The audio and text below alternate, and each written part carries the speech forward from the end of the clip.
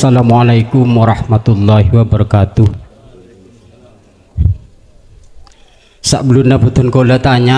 Sebelum saya bertanya perlu diketahui nama saya Yoyo Samyoto. Saya ini adalah salah satu dari jemaah YouTube. Yang saya akan tanyakan yaitu ada 3 pertanyaan. Yang pertama yaitu tadi Ustadz mengatakan Allahu khalaqakum wa ma ta'malun. Jadi Allah yang menciptakan kita semua dan apa yang kita lakukan. Nah, sementara manusia ini kan pekerjaannya ada yang melanggar dari aturan agama, ada yang taat kepada agama. Yang saya minta penjelasan apa pekerjaan atau kelakuan yang melanggar agama itu dari Allah. Yang pertama. Yang kedua yaitu pertanyaan yang kedua, apa ada bedanya nyawa dengan roh? Yang ketiga, di atasnya masjid itu kan ada lafadz Allahu Muhammad. Allahu Muhammad katanya orang-orang tidak berpisah. Lah, tidak berpisahnya itu apa dari sejak Nabi Muhammad Rasulullah Muhammad bin Abdullah lahir, atau Allahu Muhammad itu sudah tidak berpisah dari dulu? Apa ada Muhammad lain selain dari Muhammad bin Abdullah? Sekian, terima kasih. Assalamualaikum. Waalaikumsalam warahmatullahi wabarakatuh. Ada pertanyaan 3 di sini. Pertama terkait masalah ayat Allahu khalaqakum wa ma ta'malun. Kalau semuanya itu datangnya dari Allah, pertanyaan apakah yang melanggar agama secara syariat itu juga dari Allah? Lah gitu nggih? Yes. Saya jawab 2 kacamata. Kalau saya menjawab 1 kacamata, nanti banyak yang salah paham. Ada dalam 1 ayat Allah katakan, apapun kebaikan yang datang pada dirimu datangnya dari Allah. Dan apabila datang pada dirimu kemaksiatan datangnya dari nafsumu sendiri, berarti ada 2 penguasa.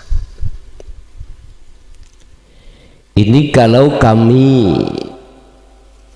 sikapi dari kacamata syariat, gak salah, gak salah. Karena kacamata syariat itu melihat dari sisi makhluk. Tidak bisa melihat dari sisi yang sebenarnya, nggak bisa. Karena terhijab kita dengan sesuatu itu. Kita akan terhijabi oleh sesuatu itu pada Allah. Bukan Allah yang terhijabi, bukan. Sebab al-haqqu laisa bimahjubin. Allah nggak pernah bisa dihijabi oleh suatu apapun. Karena di mata Allah suatu apapun itu sudah tidak ada gitu. Jadi gak salah kalau dari kacamata syariat mengatakan kalau jelek itu datangnya dari nafsumu sendiri. Pertanyaan ini manakala kami tarik dari sisi hakikat, hakikat itu adalah wahdah. Apa? Makna tunggal. Ada sifat ma'ani Allah dalam sifat wujud, Qaid 50 itu ya, wahdaniyah makna sawiji, banyak bagaimanapun tapi ahad, bermacam-macam, taat, bala, nikmat, maksiat, ini semuanya makhluk. Perwujudan zahir ini semuanya makhluk, cuman ahad. Artinya sang berkuasa adalah Allah. Makanya bahasa hikam itu gini, jangan kau melihat ujian berupa 4 waktu yang dihadapkan dirimu, tapi lihatlah yang berkehendak, yang berperan, berarti Allah. Sebab manakala itu hati kita tidak beriman, itu datangnya dari Allah, mohon maaf, kita secara etika akan teringgapi syirik khafi. Berat loh Pak, ini berat. Masalahnya apa? Masalahnya kita menghadapi rumus yang konteksnya berbeda. Ya, kalau kita melihat orang sholat baik-baik dari Allah lah gitu toh. Coba kalau kita dihadapkan perkara yang melanggar agama secara syariat, nah terus bagaimana sikap kita? Cukup di dalam hati iman kebenaran itu, secara syariat tetap mengikuti apa hukum syariat, biar enggak gegeran seperti itu. Makanya saya memakai 2 kacamata. Itu satu. Yang nomor 2, perbedaan nyawa dan roh. Apakah ada perbedaan? Ada Pak. Apa perbedaannya? Nama, bahasa. Nyawa ya ruh. Niki boleh saya ungkap sampai habis tentang roh? Boleh ya?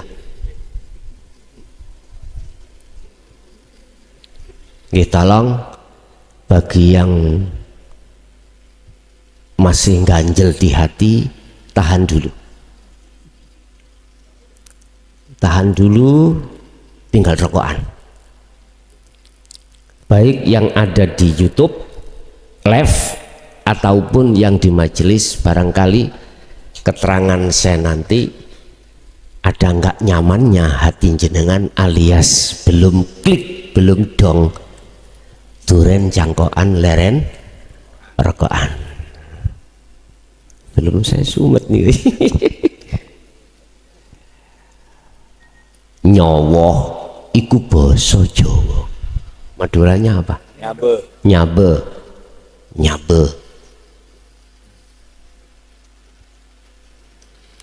Bahasa Quran adalah ruh. Ingat, di dalam nyabe ada rasa. Rasa sama. Jawa ini rasa, Qur'ani iman. Rasa itu tidak pernah bohong, karena rasa membawa sotik. Huruf jaiyahnya adalah sot. Benar itu tidak salah. Itulah yang dimaksud Rasulullah ihsan. Islam, iman, ihsan. Contoh, ini apa? Lemit. Mungkinkah lemit itu rasa mangga? Nggak mungkin. Perlu dibuktikan. Monggo.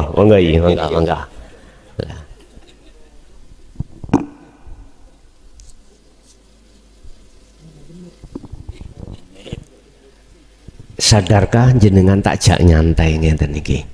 Saya jak nyantai biar nggak terlalu sepanang Pak Bu ya.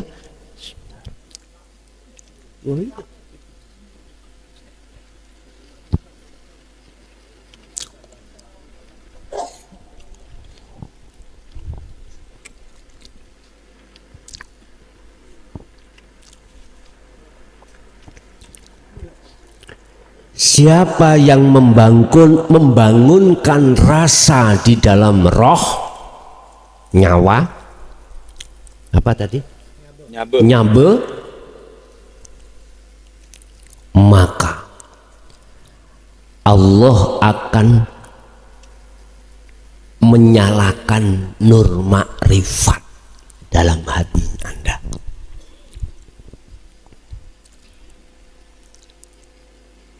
Rasa ini tidak terlepas dari dzikir sirul asror. Pertama kan su'aul basyiroh, rasa, merasakan, mengimani, mengimankan bukan saya yang melakukan, tapi Allah hidup dalam diri saya. Siapa yang mau mengasah dan membangunkan iman yang seperti ini, nurun ala nurin yahdillahu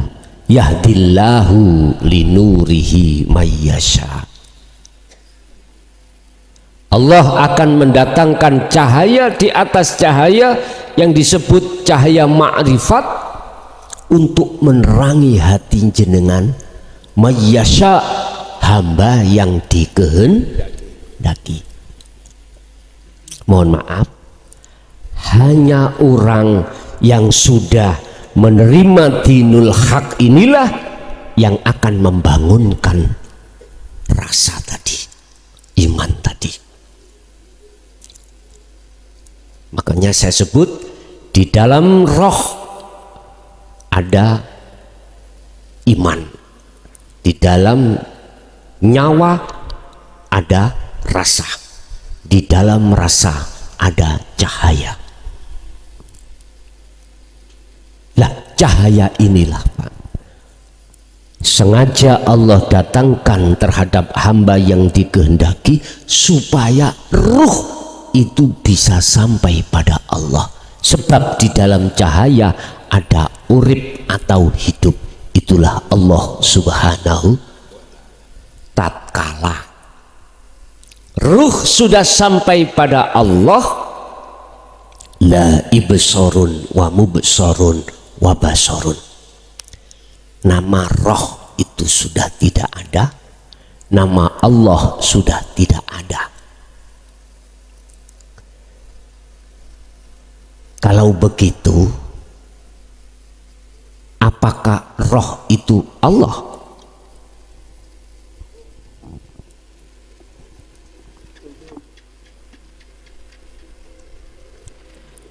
Bagi orang-orang yang dikatakan Allah sudah sampai makrifat, mesti jawabannya gak bingung. Atas pertanyaan apakah roh itu Allah, mesti gak bingung.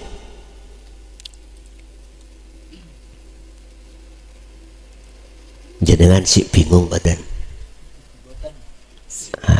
Nek pun buatan bingung, berarti gak usah tak terus ke. Nek sing bingung masih bingung, monggo yang laki-laki santai, rokokan dulu, minum-minum dulu. Enggak sih?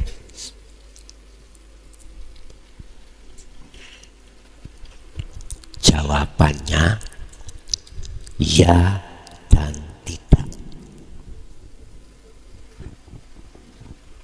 Bingung lagi teman. Iya dan tidak. La farqa bainahum. Itulah Pak yang kumaksud sifat wahdaniyah Allah. Bagi mereka yang sudah, tadi saya katakan la ibsorun wa mubsorun wa basorun. Iya.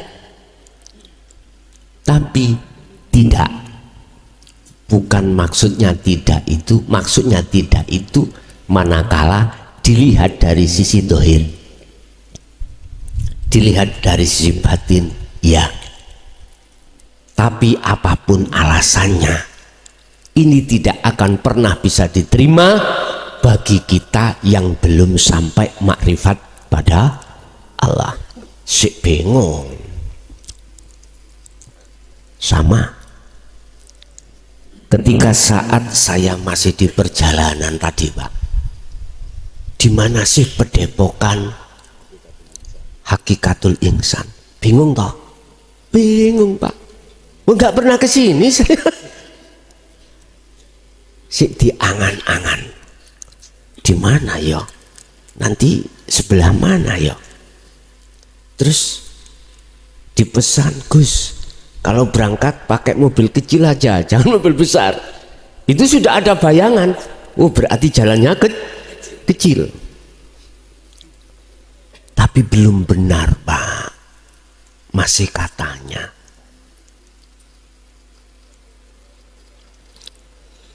Berhubung saya mengikuti map, dan map itu adalah petunjuk, sampailah saya ke sini. Kalau sudah sampai ke sini, ada mamang enggak?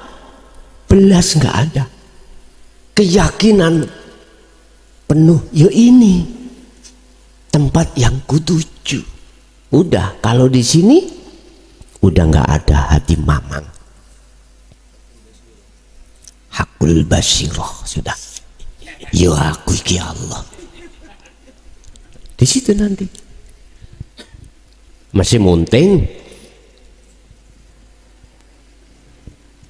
Kalau seniornya, santrinya Mbak Ismail yang mboten munting. Biasanya ngoten niku sing junior sing sada munting ya. Mboten apa-apa. Nanti Anda akan paham sendiri kok. Sebab sesungguhnya yang bisa menafikan, memfanakan, menghilangkan keakuan kita juga Allah. Juga Allah, bukan kita sendiri. Iso apa awak dewi? Bisa apa kita? Nggak bisa. Sampai lupa Pak kata sumut-sumut. Tidak ngomong aja.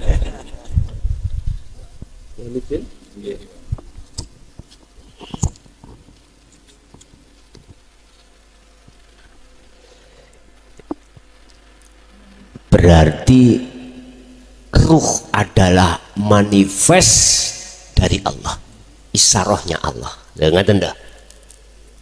Dijawab iya, karena ruh adalah manifest. Sebab tanpa ruh jenengan tak akan pernah bisa sampai di sini. Tanpa ruh jenengan tak akan bisa takbir, rukuk, sujud, duduk.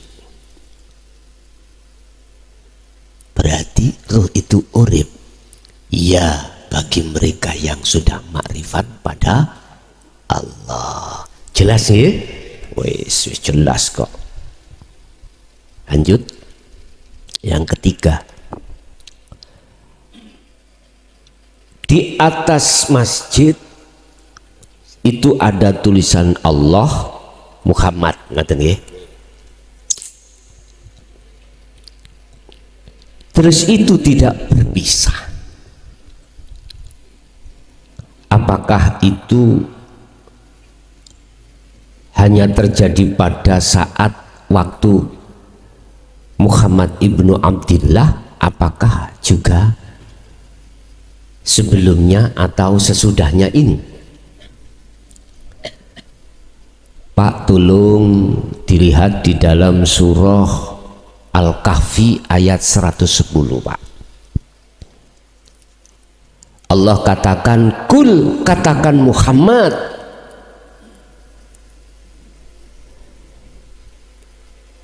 innama ana basarum mislukum. Atau coba dilihat di dalam surat Az-Zumar ayat 44, Pak.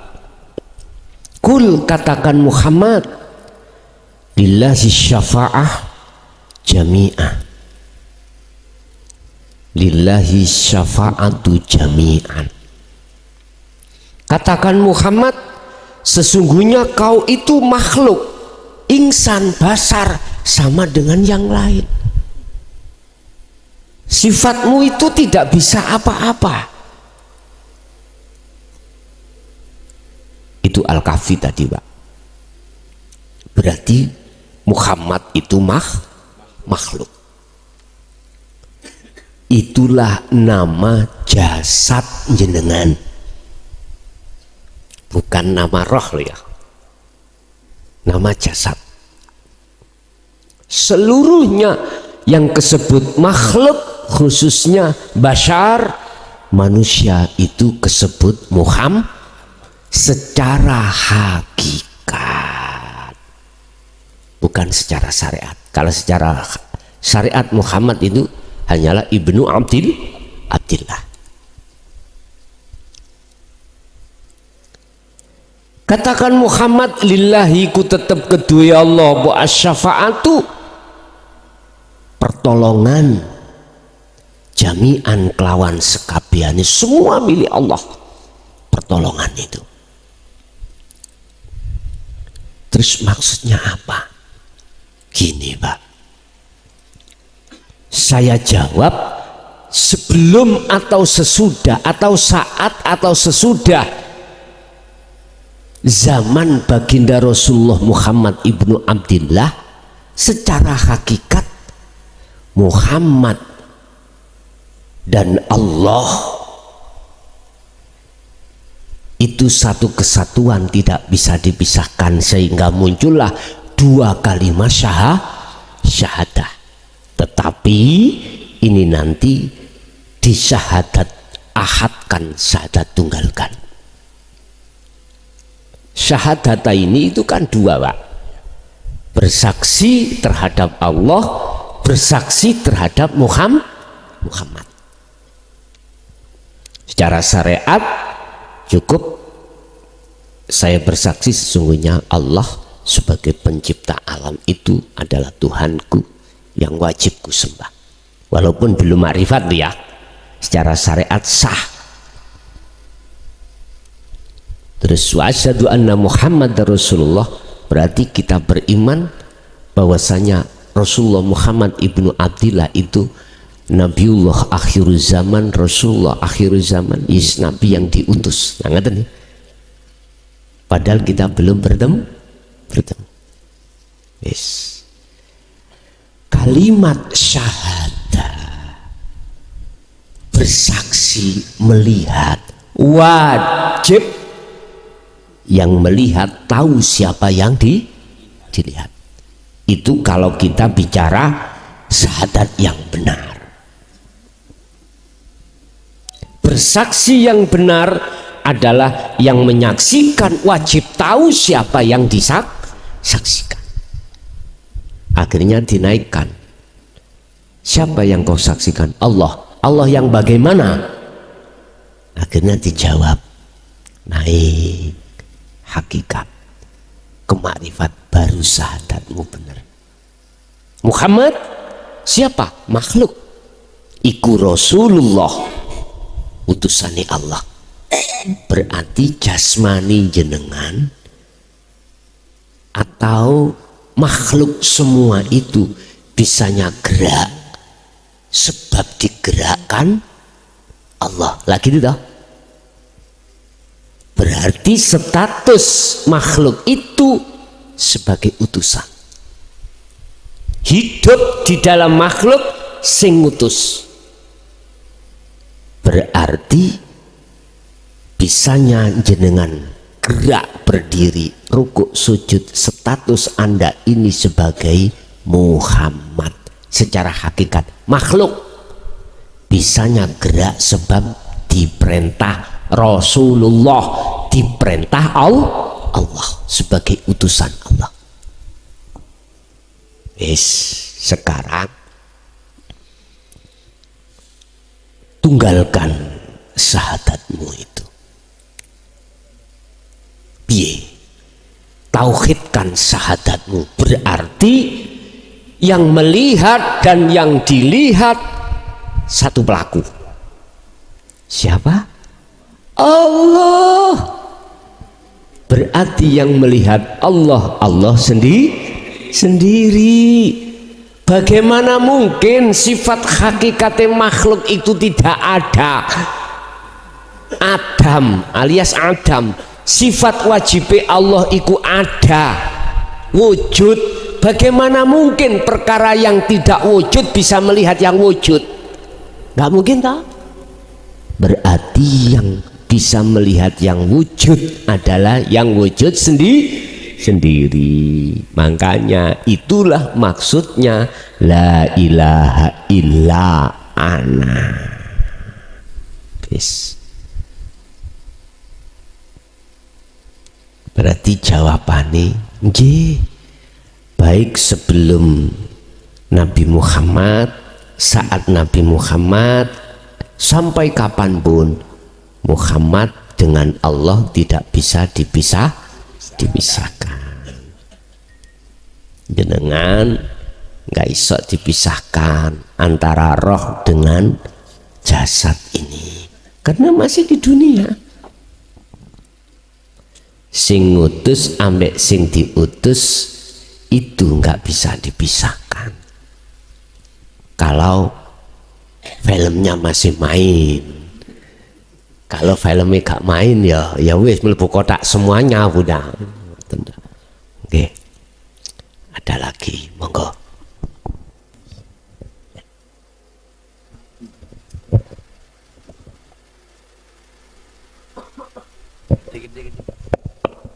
Assalamualaikum warahmatullahi wabarakatuh. Nama saya Igede Amarendra Yasa dari Situbondo. Yang ingin saya tanyakan, di dalam Al-Quran itu kan ada ayat Inad dina indallah Islam, bahwa sesungguhnya agama yang diterima di sisi Allah adalah Islam. Yang ingin saya tanyakan, tadi siang tidak sengaja saya melihat di Facebook, di situ ada dialog antara Syekh Siti Jenar dengan Ki Ageng Pengging kalau nggak salah ya, bahwa dalam dialog itu Ki Ageng Pengging kalau nggak salah dia Siwa Buddha atau Hindu ya, saya lupa. Dalam dialog itu saya nggak jelas, cuma sepintas, tapi intinya di akhir dialog itu saya ingat bahwa Syekh Siti Jenar mengatakan kepada Ki Ageng Pengging bahwa bahwa Siwa Buddha dan Islam itu tan ono bedone gitu. Jadi saya ingin menanyakan hubungannya dengan inad dina indallah Islam dengan perkataan Syekh Siti Jenar kepada Ki Ageng Pengging bahwa Siwa Buddha dan Islam itu tan ono bedone. Bagaimana? Saya bingung itu. Yang apakah kemakrifatan yang kita pelajari ini hanya dimonopoli oleh kita yang sebagai muslim? Apakah kemakrifatan yang bisa dicapai oleh orang-orang yang, mohon maaf, yang kita anggap di luar Islam itu bisa juga diterima di sisi Allah Subhanahu wa Ta'ala? Yang kedua, pertanyaan kedua, ketika Gus Muhlason tadi memberi contoh tentang air, bahwa yang bisa menghilangkan rasa dahaga itu bukan air tapi Allah, saya bisa menerima. Tapi ketika berhubungan dengan uang, saya bingung. Misalnya kemarin saya mau ke Mojokerto itu ya Gus Muhlason, mohon maaf, sekitar sebulan yang lalu, kalau saya nggak punya uang, akal saya itu pasti berkata, iki wis gak iso, mesti wis gak iso di Mojokerto gitu loh. Kalau air kita bisa rasakan, setelah diminum kita segar, airnya muncul perasaan bahwa ya iki Allah melalui perantara air tersebut. Kalau uang itu bagaimana Gus Muhlason? Saya bingung. Kalau uang nggak ada ya memang kenyataannya kita nggak bisa kemana-mana gitu loh, nggak bisa makan, nggak bisa beli ini, nggak bisa ke Mojokerto, mohon maaf, untuk menguatkan bahwa hanya Allah lah yang bisa memperjalankan diri saya ke Mojokerto, bukan uangnya. Itu bagaimana penjabarannya Gus Mason agar nyantol di hati mungkin teman-teman di sini juga kalau masalah uang agak bingung juga gitu. Yang ketiga, ini ada satu request dari teman saya bacakan aja, takutnya keliru gitu loh. Ini ya dari teman saya, bagaimana dengan sifat dasar kita sebagai manusia? Sebentar. Bagaimana dengan sifat dasar kita sebagai manusia, semisal kita punya sifat marah, dengki, tamak, sedih dan lain-lain yang sering muncul akibat sesuatu yang diakibatkan urusan kita di dunia, padahal kita tahu bahwa itu semua adalah semata-mata dari Allah. Contohnya seperti kita sudah tahu bahwa semua itu dari Allah, tapi ketika kita dimarahi bos atau dirasani teman, itu kita nggak nerima, apalagi ada yang menyakiti kita tetap dendam, marah gitu loh. Bagaimana kita untuk memperkokoh sambungannya dengan kepada Allah? Demikian Gus Musawan. Wassalamualaikum warahmatullahi wabarakatuh. Waalaikumsalam warahmatullahi wabarakatuh. Dalam surah Ali Imran ayat 19 terkait inna dina indallahil Islam, sesungguhnya agama yang diridhoi oleh Allah adalah agama Islam. Ini mengandung pembuktian tafsir yang sangat dalam tentang Islam yang bagaimana, ya, Islam yang bagaimana. Kalau melihat dari kata Islam, itu bisa diartikan pasrah, totalitas, dengan begitu akan selamat. Apakah Islam secara dohir iki Bapak? Yang dimaksud inna dina indallah Islam, ya kalau kacamata syariat. Kita ranahnya kacamata hakikat. Kalau kacamata hakikat mungkin bisa dibuka di dalam surah Al-An'am ayat 161 tadi. Allah katakan kul innani hadani rabbi ila siratim mustaqim. Katakan Muhammad, sesungguhnya aku telah diberi petunjuk oleh Allah, oleh Tuhanku, untuk berjalan ila siratim mustaqim. Mana siratim mustaqim?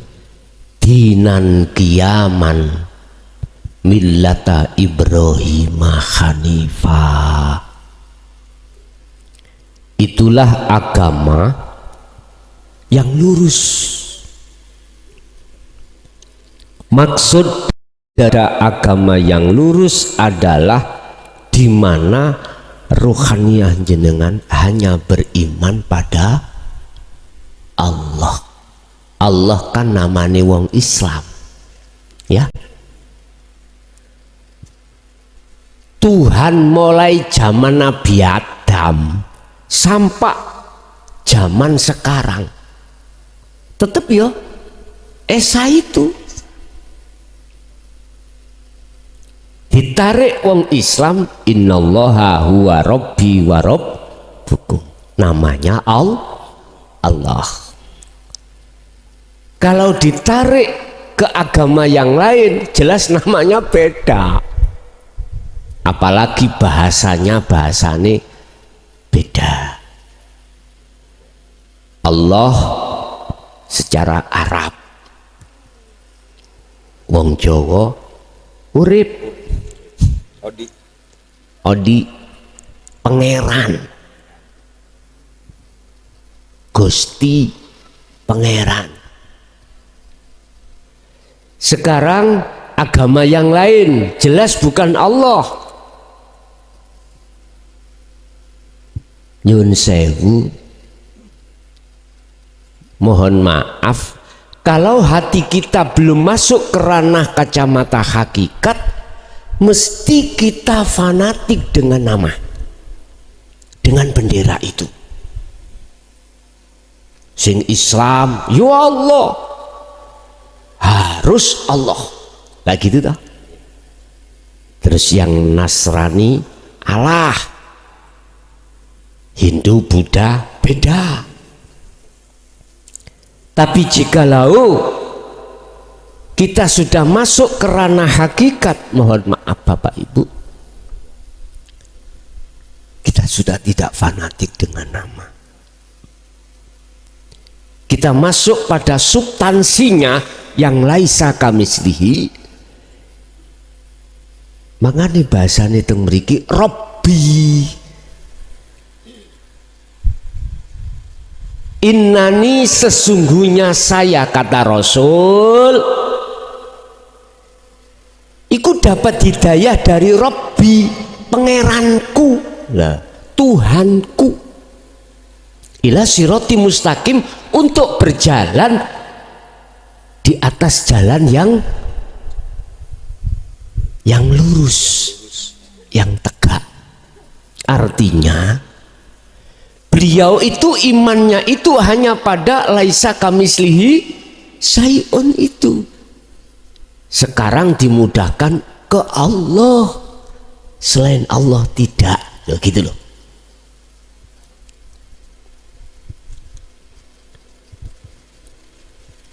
Lah, dinan kiaman, mana agama yang lurus itu? Mana agama yang lurus? Diteruskan millata Ibrahim Hanifa, agama yang condong terhadap tauhid. Wis titik. Jadi tauhidnya zaman Nabi Adam sampai Nabi Muhammad sama, yaitu mengesahkan pada Allah. Akhirnya laisa kamislihi.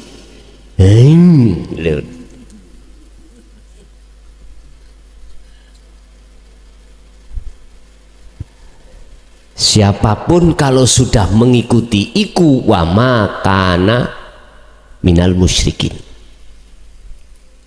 wa makana minal musyrikin. Beliau Nabi Ibrahim itu termasuk bukan golongan yang menyekutukan Allah. Mana letak tidak menyekutukan Allah? Prakteknya mana? Kembali Al-An'am 79. Letaknya kita sudah tidak lagi menyekutukan Allah manakala inni wajjahtu wajhiya lilladzi fataras samawati wal, ku arahkan wajah ruhku ke wajah Allah, yaitu loh Pak, ketemune roh menyang urip, madepe bersaksinya ruh terhadap siapa sesungguhnya yang disaksikan. Itulah makrifat.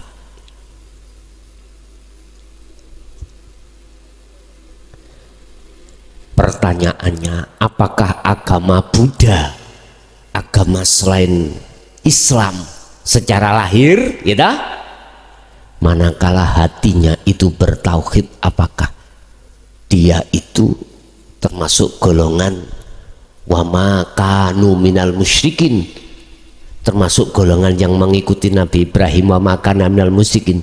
Secara konteks hakikat iya, itulah.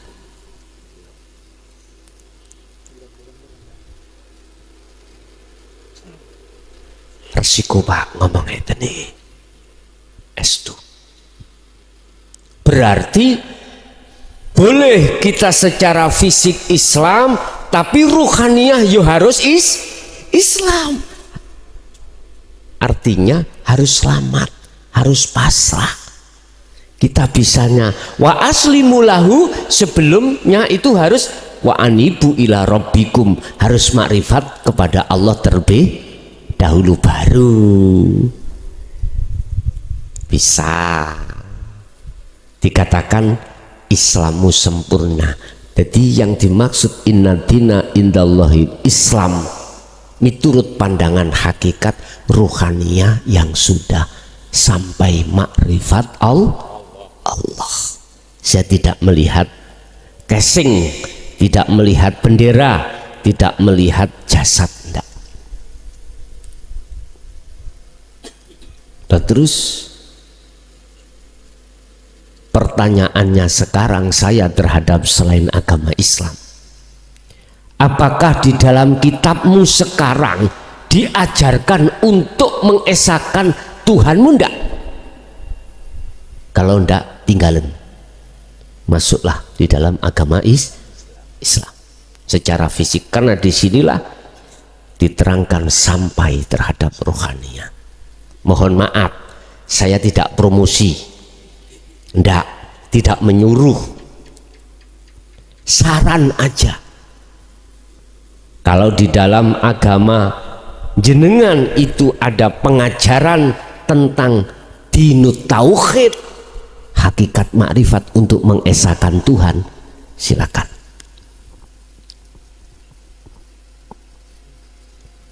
Karena sesungguhnya baik Jabur, Taurat, Injil, nih Quran maklum ya, sudah ya, itu semuanya itu aslinya bertauhid, aslinya.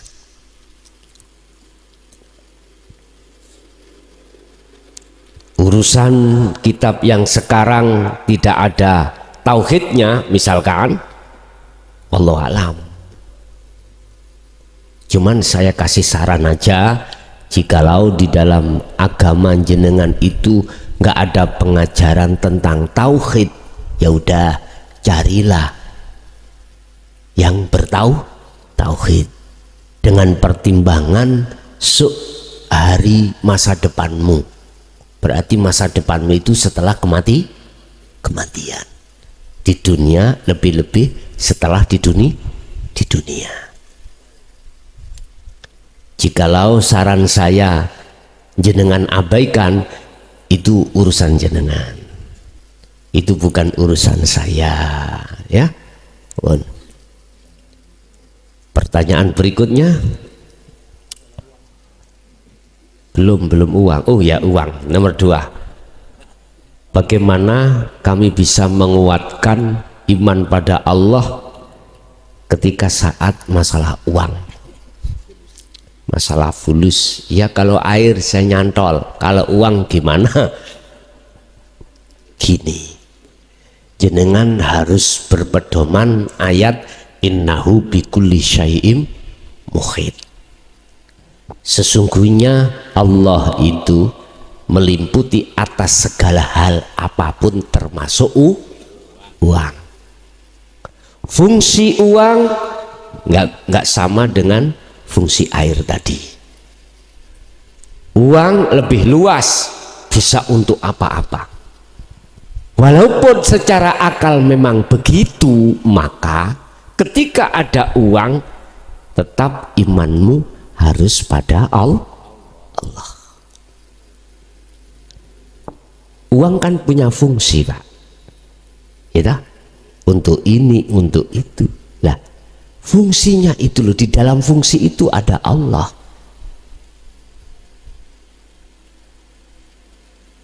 Udahlah, Pak, kalau jenengan terus mendawamkan, mengistiqomahkan dzikir sirul asrar, jangan khawatir, semuanya akan dibimbing Allah sendiri. Ruhaniyah sampai ke fana'u dzikri, sampai la ilaha illa ana, sampai ma'rifat. Jenengan paham sirul asrar, udah jalan aja, jangan khawatir. Jadi cara untuk jenengan itu bisa menguatkan bahwasanya Allah di situ di uang, fungsinya uang. Siapa itu? Di situ ada hidup.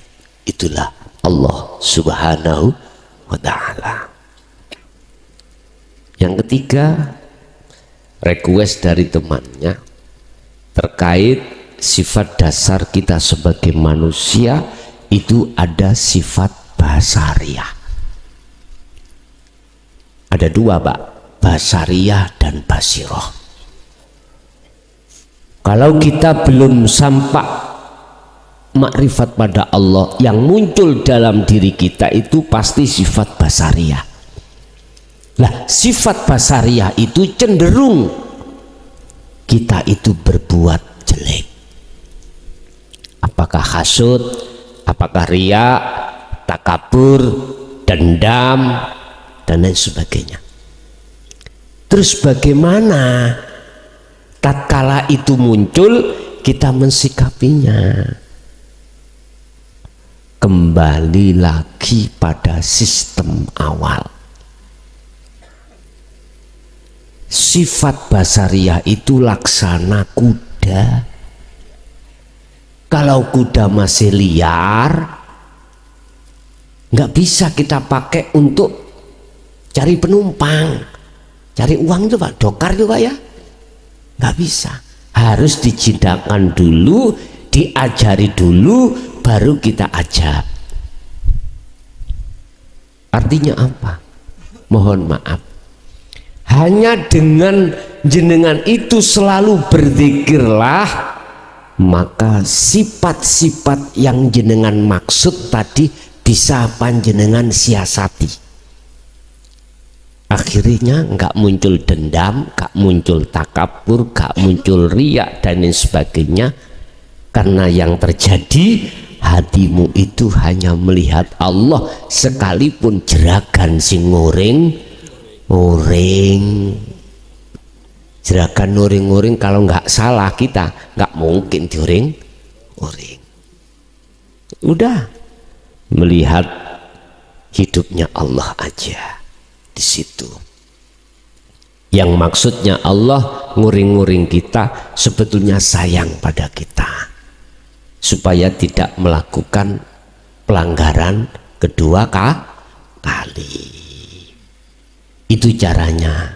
Jadi pagi sampai sore, sore sampai pagi, sibukkan hatimu berzikir pada Allah. Wadhkur isma rabbika bukrata wa asila wa minal laili fasjud lahu fasabbihu lailan tawilan.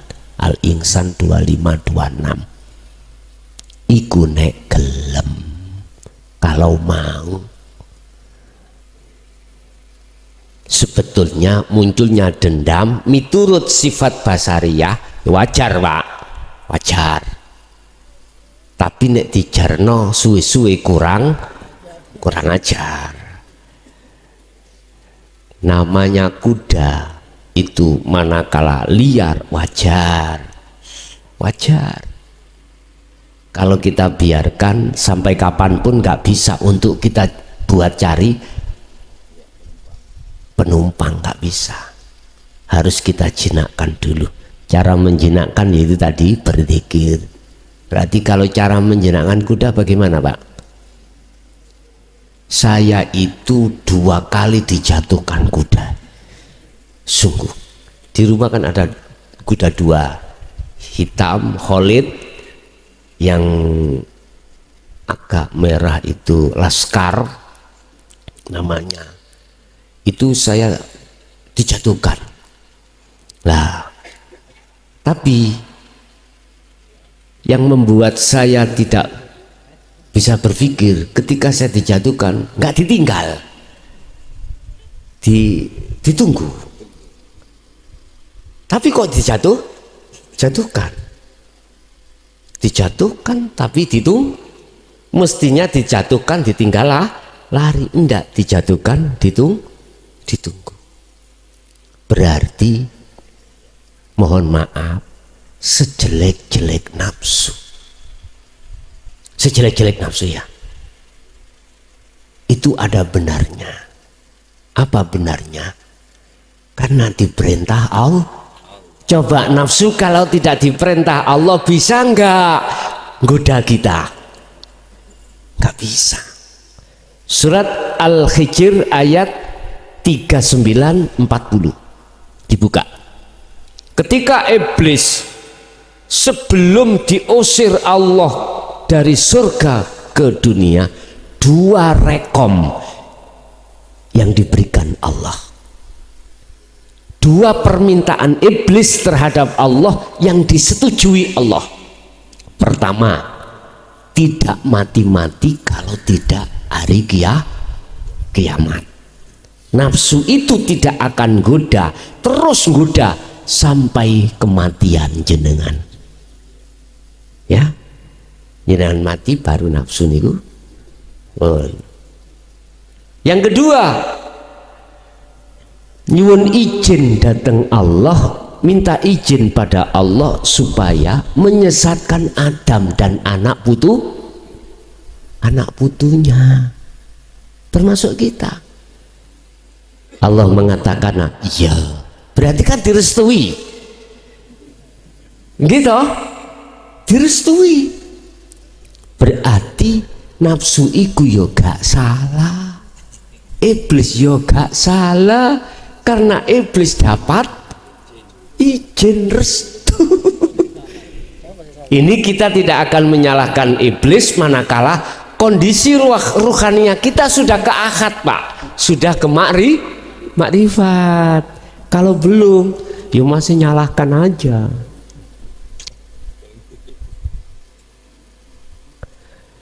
Innan nafsa la amaratum bisu illa ma rahima rabbi. Ada nafsu yang dirahmati. Lah ini akhirnya jinak. Bapak Ibu, jadi untuk mensikapi sifat basariyah yang ditimbulkan dari nafsu yang liar hanya satu: istiqomahkan terus menerus hatimu setiap napas berzikir datang Gusti Allah, ada Allah. Ya sak mampunya, Pak, sak mampu kita. Itu caranya, ya. Ada lagi, monggo.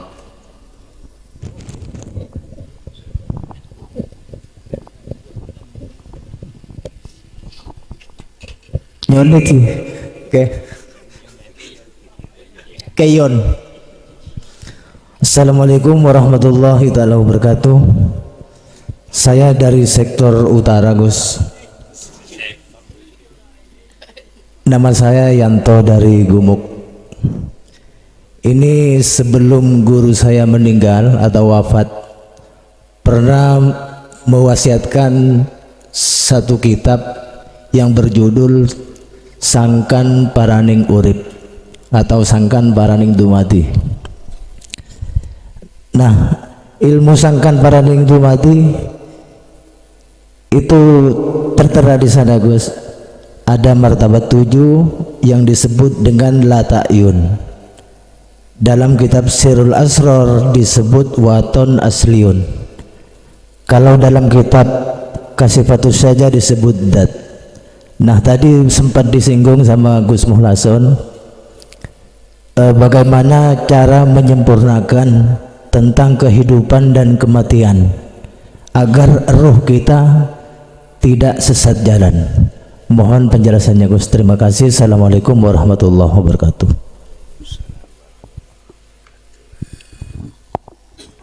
Oleh karena ada kaitannya dengan sangkan paraning dumati, sangkan paraning urip, maka jalankanlah mutu qoblal maut untuk menyempurnakan kehidupan ini dengan kematian. Kita harus laksanakan mati sebelum mati. Itulah yang disebut mati sakjeroning urip. Itu bahasa Jawa. Kalau bahasa kitabnya kita mutu qoblal maut, matikanlah dirimu sebelum datangnya kematian. Artinya yaitu tadi yang di depan, nafikanlah, hilangkan rasa keakuan kita yang melakukan. Kalau itu sudah kita nafikan, itulah yang disebut mutu qoblal maut. Ayatnya itu, Qur'annya di dalam surat Az-Zumar 54 Pak. 54. Lakukanlah hal itu sebelum kematian. Jikalau kau lakukan hal itu, maka summatun sorun. Aslinya kan ayatnya kan summa latun sorun, adalah nafi. Jikalau kau tidak melakukan hal itu, maka kau akan tersesat, maka kau tidak akan mendapatkan pertolong. Lah, mafhum mukhalafai ayat itu, arti kebalikan ayat itu, jikalau kau lakukan itu sebelum mati, maka selamatlah dirimu, berarti tidak tersesat alias mendapatkan pertolongan. Lanafinya hilang langsung begitu.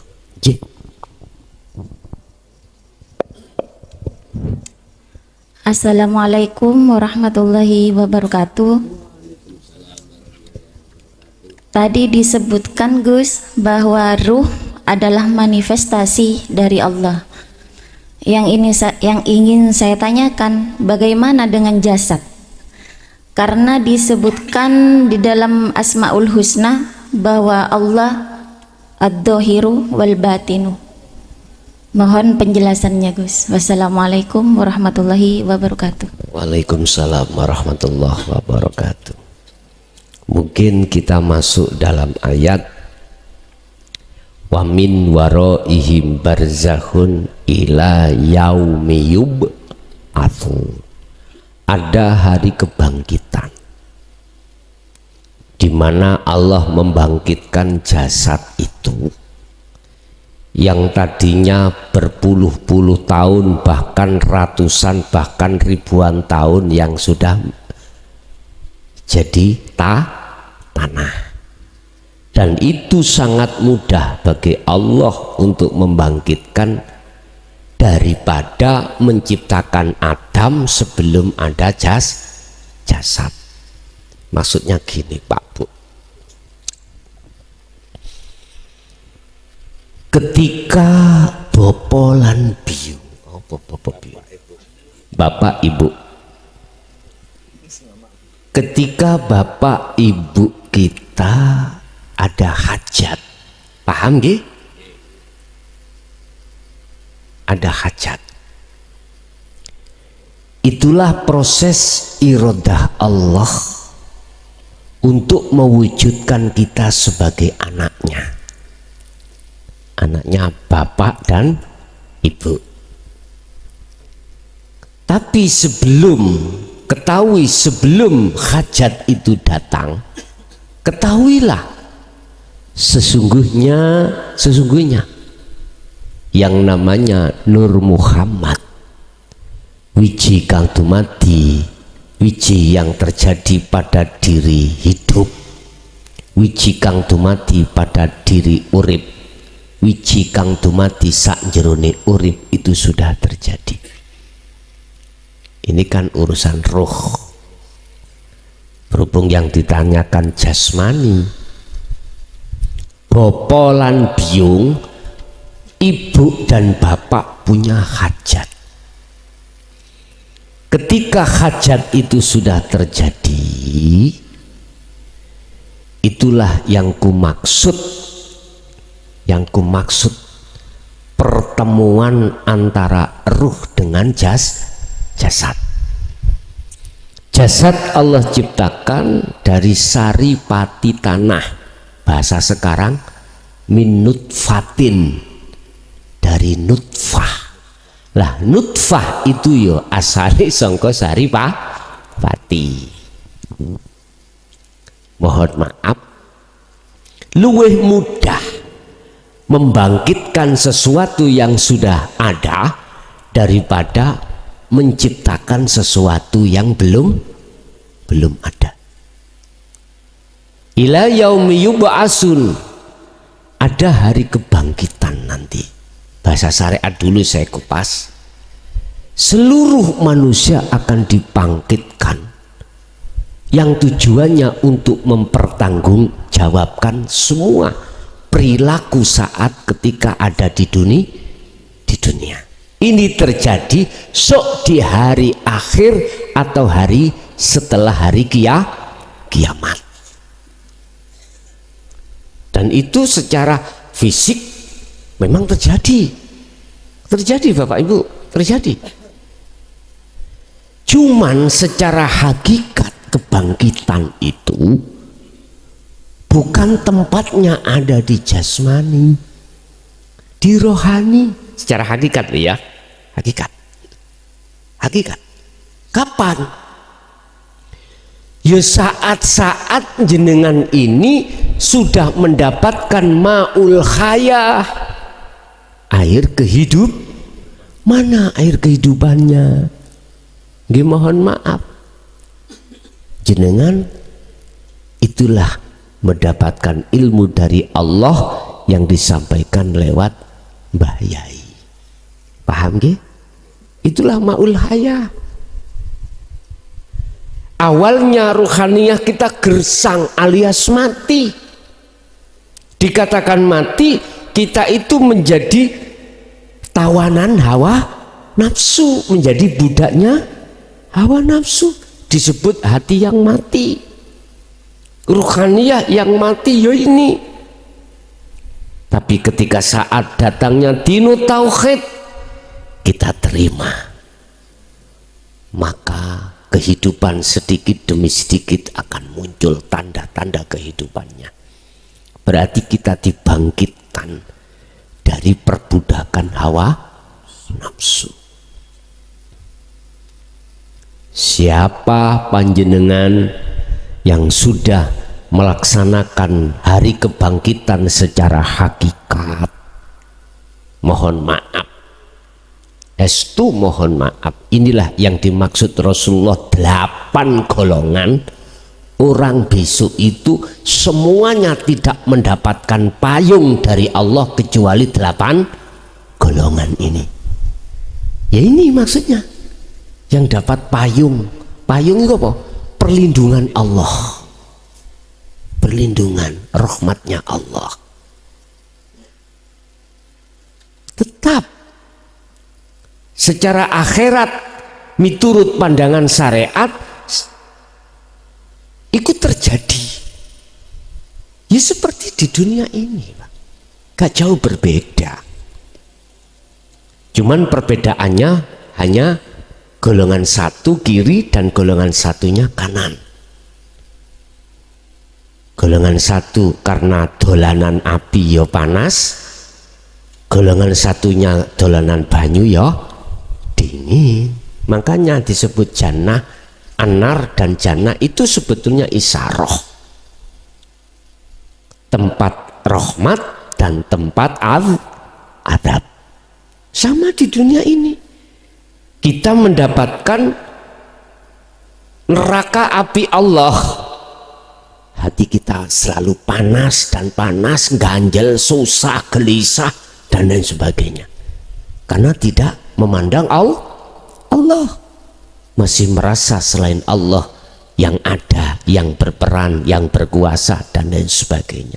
Coba kalau di dunia ini hati kalau sudah ma'rifat Allah, Allah katakan dalam satu ayat, ala inna awliya Allah la khaufun alaihim walahum yahzanun.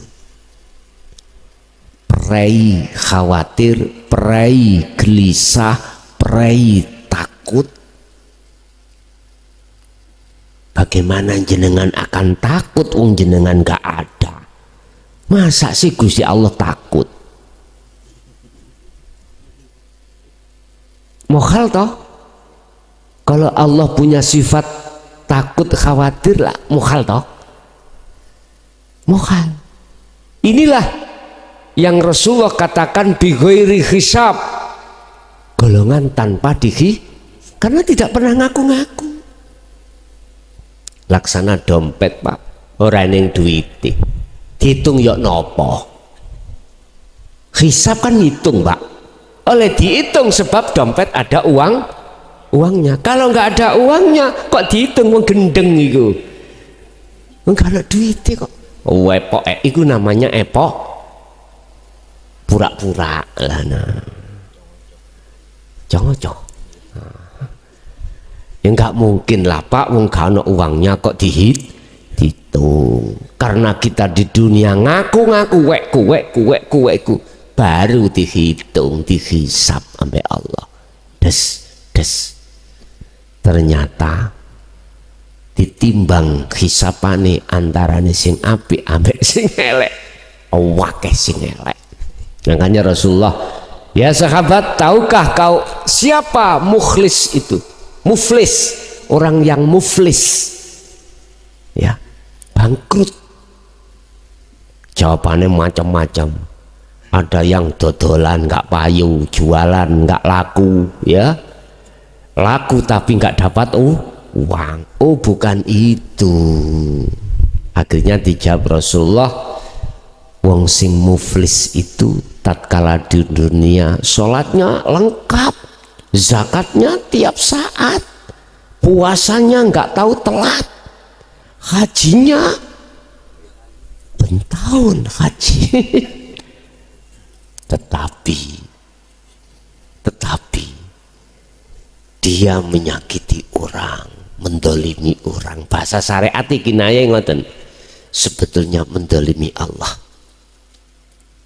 Mendolimi orang sama dengan mendolimi Allah. Jadi ketika saat mohon maaf ganjarane iku katakanlah 100, dibuat nyaur orang yang didolimi, masih banyak yang menuntut. Nah itulah namanya orang bangkrut. Sebetulnya itu isyarah Pak. Yes, kita ini waktu di dunia, siapapun kita kalau sudah sumbernya ngaku-ngaku, wis ta, sing sugih yang kaya mesti takabur.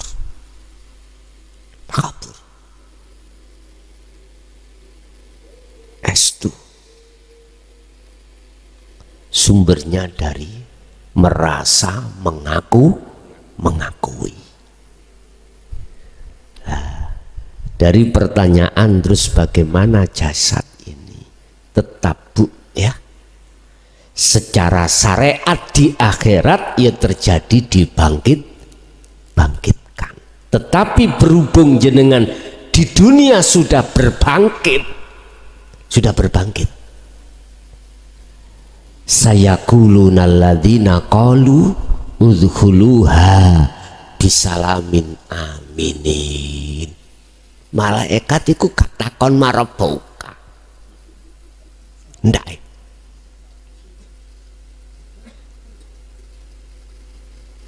sayakuluna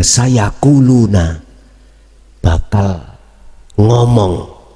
Artinya malaikat disuruh Allah ngomong, bicara ngene, monggo tempatmu wis disediakan.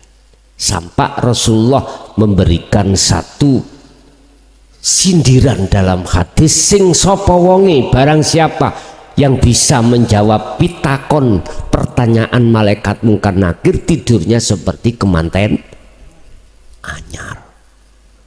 Angler ngoten nggih, kemanten anyar. Kemanten anyar itu macam-macam. Ada nikah pertama, nikah kedua, nikah ketiga, nikah keempat. Kemanten wis tah barang ne anyar iku. Wis tah, tahu wis tah Pak Bu. Diman-man. Jalan kaki ya ada kerikil, udah hati-hati. Tapi coba kalau sudah punya anak 4, lawas. Terus bagaimana sampai kapanpun dadi anyar? Wis duduilah sifat wahdaniyah Allah, selamanya akan jadi kemanten anyar. Pak Bu. Tetap Bu ya, istilah bahasa dua golongan itu konsekuensinya tetap terbawa, terjadi. Yang ahli hijab ya dibangkitkan, keterangan dalam Al-Quran ya, secara syariat dibangkitkan manusia itu nanti disesuaikan dengan amaliyah waktu ada di dunia. Ada yang kepala anjing ya, ada yang kepala macam-macam, itu karena dirinya sendiri waktu di dunia. Bahasa prosesnya seperti itu. Tapi bagi jenengan yang sudah duduk di dinul haq, sudah roboh yang namanya barzah, Anda sudah dibangkitkan dari penjajah, akhirnya jenengan merdeka ya. Piye to Pak nek merdeka? Tinggal menjaga kemerdekaan Anda. Nyun sewu, mungkin mbah-mbah dulu waktu zaman Belanda Mbak ya, yang menangi, yang apa? Kadapok, zaman Belanda, zaman Jepang, kan kita terjajah, kan nggak bebas. Bagaimana kita taruhkan jiwa dan raga untuk merangi. Kalau sudah merdeka, kita itu pelaku penikmat sebetulnya itu. Mbah buyut kita yang waktu itu. Lah itulah jihad kecil. Lah sekarang jenengan jihad besar, lebih besar, apa melawan hawa nafsu. Oke. Jadi golongan ahli syuhud iku malaikat tidak bertanya, tapi malah mempersilahkan. Nggak wani Pak, takok nggak wani, nggak berani mau tanya. Lah sing ditanya itu sudah tahu jawabannya. Lah malaikat takon itu sebab kita tidak tahu siapa sebetulnya Allah. Waktu di dunia kita baca-baca Allah, nyebut-nyebut Allah, tapi tidak tahu Allah. Pasti ditanya.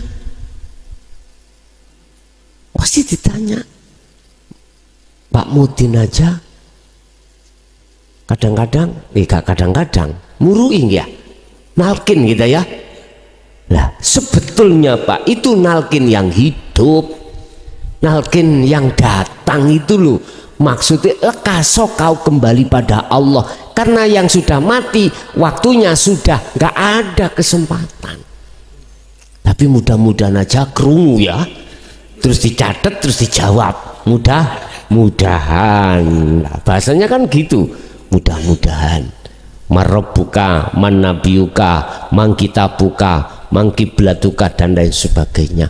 Ojo gemeter si fulan, jawaban Allah iku pangeranku.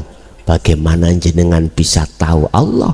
Lawang ning dunya, di waktu di dunia kita tidak tahu Allah. Mohal.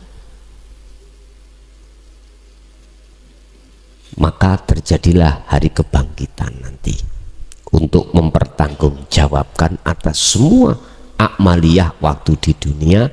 Karena di dunia kita sudah berani berjanji pada Allah rohaniyah, alastu birabbikum qalu bala syahidna. Akhirnya syahidna nih kita pada makhluk. Wis keliru kabeh. Nggih, suwun Bu. Ada lagi?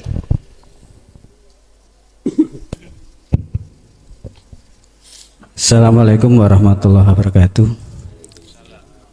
Perkenalkan Gus, nama saya Gatot Eko, yang beberapa hari lalu SMS kepada Gus, tepatnya tanggal 23 November 2023. Saya sama dengan Bapak yang di belakang, jamaah YouTube, sehingga kami betul-betul pemula. Yang tanggal 24 November 2003 kemarin dibalas oleh Gus, yang intinya Gus siap menjadi guru akhirat saya? Dijawab nggih. Terus jenengan paringi dasar-dasar tauhid yang ada 10. Namanya pemula saya baca mulai hari Jumat Wage yang datang itu, kita baca nomor 1 2 kali, semua rata-rata lebih dari 2 kali karena nggak paham gitu ya. Akhirnya pada malam Jumat, bukan malam Jumat, pada hari Jumat manis kemarin saya memaksakan diri untuk membaca yang nomor 10. Setelah Jumatan kami mengikuti baiat yang dilaksanakan secara siaran tunda yang ada di nomor 10. Terus berjalan waktu sampai dengan hari Jumat berikutnya, 1 minggu berjalan karena kami ya namanya pemula ya, banyak tidak elingnya. Jadi seolah-olah saya sudah jalan apa belum sih saya ini. Kemudian karena keraguan itu malam Sabtu Wage saya baca lagi, saya dengarkan lagi, saya mengikuti lagi Gus. Karena ada beberapa yang kami lupa. Terus kemudian agak eling sudah. Sampai dengan sekarang malam Jumat, malam Sabtu lagi ini ya. Terus malam Sabtu Wage kemarin, karena hari Sabtunya saya harus puasa sesuai dengan yang diperintahkan Gus, saya melaksanakan puasa. Terus kemudian kebetulan saudara-saudara saya datang Gus, rombongan kebetulan membawa gurame bakar. Kebetulan juga kesenangan saya kan itu ya. Saya bingung, padahal saya harus mutih, tidak makan hewan kan itu ya. Tapi saya siasati pada saat buka, saya cuman makan nasi dengan lawuh tahu goreng. Saya dahului. Setelah itu saya maghriban, setelah isya, alasan saya biasa makan setelah isya, Dek. Kita makan bareng-bareng setelah isya. Karena harus menghormati tamu, saya terpaksa juga makan ikan tadi Gus. Terus pertanyaan saya Gus, yang pertama, apakah laku saya tadi sudah dibenarkan atau kurang benar atau perlu diulangi lagi? Kami siap misalnya harus baiat lagi, kami juga siap. Terus kemudian yang kedua, di dalam dzikir Sirul Asrol itu ada 3 pos. Yang pertama Su'aul Basirah, kemudian ada Ainul Basirah dan Hakul Basirah. Dari pos-pos tadi Gus, apakah secara laduni atau Gusti Allah sendiri nanti yang akan menuntun kita dari pos 1, kedua dan ketiga, atau kita ada amalan-amalan lagi yang harus kita laksanakan untuk meningkatkan dari pos ke pos tadi. Terus kemudian yang ketiga, kami tadi juga belum paham tentang air. Air itu tidak akan bisa memberikan kesegaran dan tidak akan bisa menghilangkan dahaga kalau tidak karena Allah. Iya, saya paham. Cuman yang belum kami pahami tadi, air ini kan hancur kalau tidak ada lah. Kalau tidak ada lah, ini akan hancur. Lah ini apakah ini Gusti Allah ini itu Gus? Lah ini. Mohon penjelasannya Gus. Terima kasih. Wassalamualaikum warahmatullahi wabarakatuh. Waalaikumsalam warahmatullahi wabarakatuh. Matur suwun. Pertanyaan yang pertama, apakah laku saya tadi sudah benar? Sudah. Gak usah diulang lagi, beat itu sudah enggak. Tinggal jenengan iki berkholwat baik secara umum maupun khusus. Umum yang dimaksud jasmani berinteraksi terhadap urusan dunia. Ruhaniyah hati tetap berzikir. Sirul Asrar di Su'aul Basirah. Lah, pertanyaan yang kedua, apakah ada aurat lain untuk memindahkan pos 1 ke pos kedua? Tidak, Pak. Cukup jenengan terus mendawamkan, mengistiqomahkan, mengasah Sirul Asrar di Su'aul Basirah. Nanti Allah sendiri yang membimbing memindahkan jenengan dari pos 1 ke pos yang kedua. Lebih-lebih saat jenengan kholwat secara khusus. Ini harus saya ingatkan. Dikatakan kholwat khusus, jasmaniah sampean sudah tinggalkan, sudah tidak ada kesibukan urusan dunia. Ini Allah tetapkan di dalam surah Al-Insan 26. Wa minal laili fasjud lahu fasabbihhu lailan tawilan. Sepertengah malam, berarti sepertengah malam, yes, kira-kira jam 11 ke atas malam. Kan dibagi 2 malam itu. Sekarang maghrib surupi srengenge itu jam berapa? Jam 6. Oke, kita hitung jam 6 sampai datangnya fajar shodiq. Ada yang mengatakan tulu usamsi berarti munculnya srengenge. Kita memakai yang datangnya fajar shodiq berarti subuh. Subuh jam berapa? Jam 4. Oke. 6, 7, 8, 9, 10, 11, 12, 1, 2, 3, 4. 10 dibagi 2 berarti 5. Kita hitung lagi. 6, 7, 8, 9, 10, 11. Berarti di atas jam 11 itu kita kholwat. Cuman yang perlu kami ingatkan, ketika jenengan kholwat khusus ini rentan Allah itu nguji jenengan rohaniyah diperjalankan di dunia mukasafah. Rentan. Bisanya kita selamat tetap fakotistamsaka bil urwatil wuthqa lam fisomalah. Tali Allah itu pegang, wasilah itu sampean pegang. Wasilah itu talinya ruh pada Allah.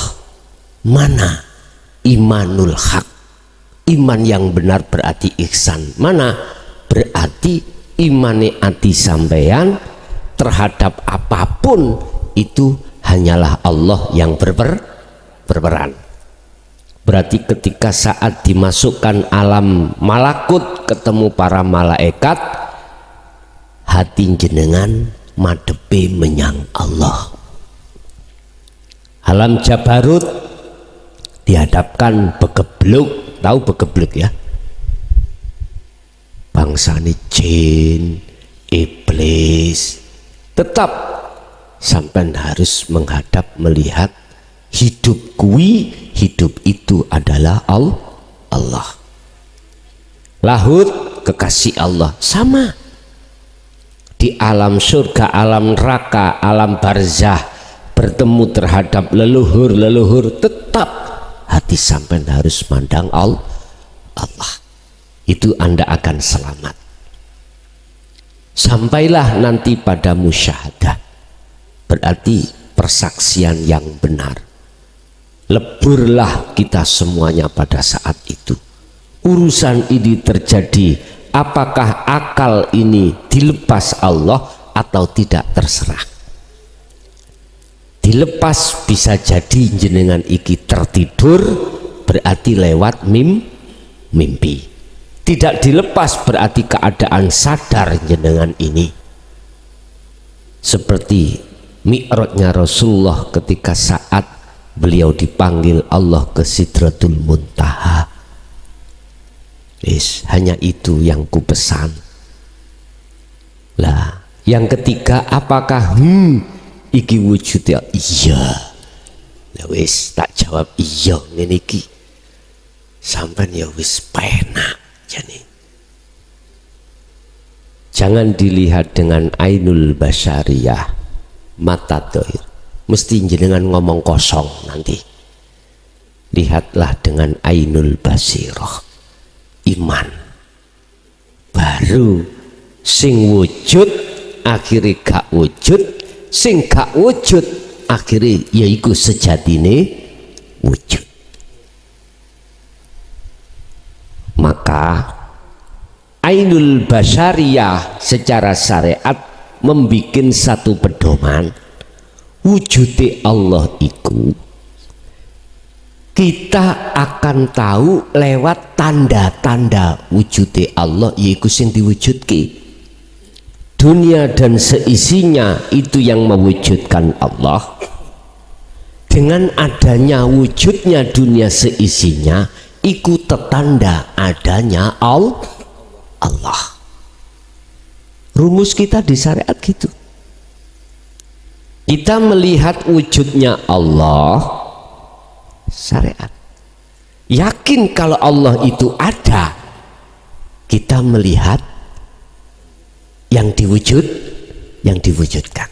Akhirnya kita mengambil satu burhan dalil wujudnya dunia itu tetanda adanya wujudnya Allah. Sampai kapanpun jenengan kelihatan wujudnya dunia. Tapi bagaimana mereka yang sudah di ahli syuhud atau sudah makrifat, kebalik, wujudnya Allah nyata itu sebagai tanda bukti ketidakwujudnya selain Allah. Lah, kebalikan itu memang ikut rumusnya.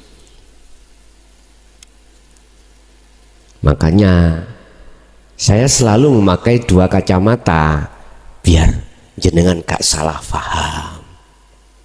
Sapa sing nulung awakmu? Pak D. Berarti ngomong Pak D berarti kan menungso toh ya. Imanku Pak D, berarti Pak D nutupi hatiku dengan Allah. Bener miturut syariat nyatane Pak D. Tapi hakikat yaitu tadi kembali lagi Allah. Tapi ojo jangan macam-macam. Pak D takok sapa sing nulung awakmu mangson? Allah. Loh berarti Pak D Allah son. Ulian lah. Akhirnya salah paham. Jadi leres Pak. Nggih. Niki. Ya. Dan ini pernah Allah sampaikan pada Nabi Muhammad. Idza sa'alaka ibadi anni wa inni qaribun. Muhammad, jikalau hambaku tanya tentang aku Muhammad, lah jawaban wa inni qaribun, aku iki dekat. Dekat apa? Mboten jauh. Dekat. Bagi siapa Allah itu dekat? Bagi mereka yang sudah terlibat di dalam tauhid la ilaha illa anta wa ana. Anta kan dekat, kamu. Lah gitu kan. Huwa, dia berarti jauh. Allah nama apa lagi? Lah saya lo nggak pernah rupane Desi Ratnasari. Lah kok aku dikatakan cinta nang Mbak Desi, mohal. Lah wong aku gak tahu ketemu Mbak Desi. Wonten jenenge Mbak Desi. Ngapunten ganggu ada. Oke. Ada lagi mungkin?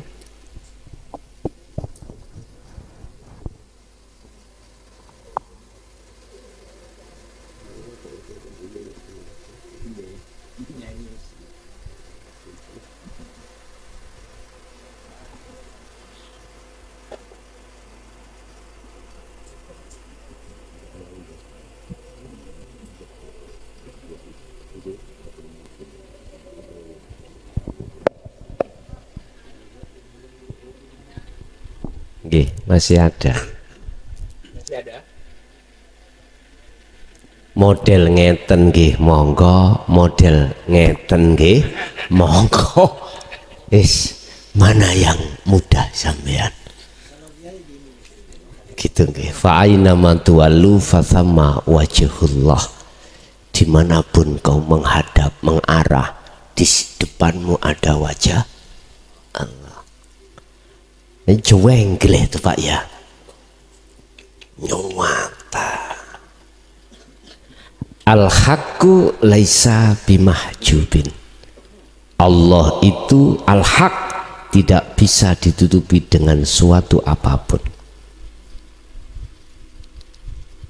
Itu Allah. Ditutupi ini. Lah iki ngene. Sampun cukup? Cukup nggih? Nggih. Bapak Ibu hadirin jamaah rahimakumullah. Itulah apa yang telah diberikan Allah terhadap kita. Semoga menjadi satu pemahaman ilmu yang bermanfaat terhadap laku kita saat di dunia ini, dan menjadikan satu buah ilmu yang barokah terhadap anak keturunan kita ila yaumiddin. Lahumul Fatihah. A'udzubillahi minasyaitonir